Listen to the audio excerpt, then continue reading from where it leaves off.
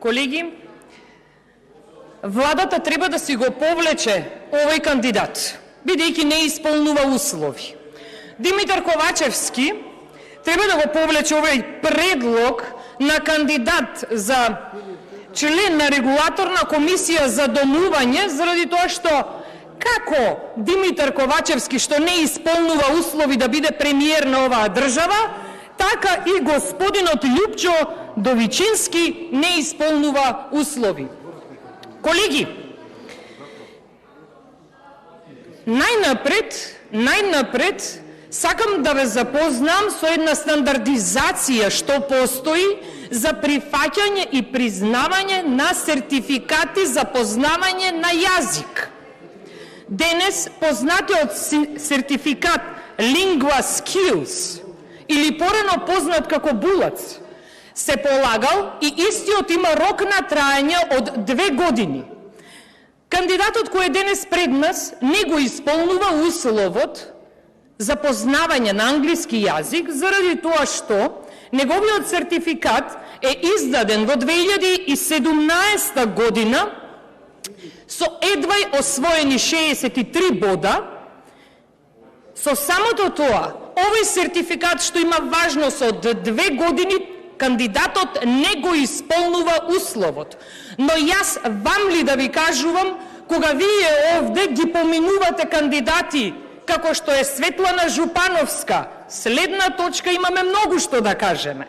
Како кандидати, нејзината другарка Весна Дамева, има што да се каже. Дали ви текнува за кандидатите кои беа именувани, како што се и од страна на министрите именувани, како што е Халид Фератов, директор на Државниот просветен инспекторат, кој нема 5 години работно искуство, но се дозволи да биде именуван за директор.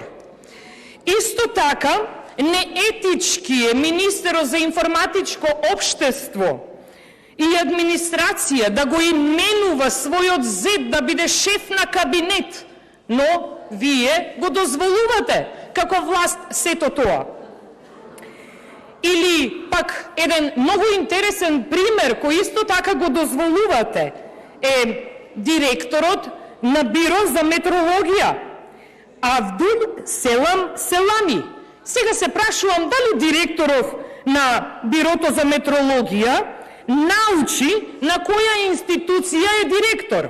Дали мери квалитет или мери атмосферски појави и процеси. Бидејќи вие тоа го дозволувате. Дозволувате едноставно државата во пропаст да оди.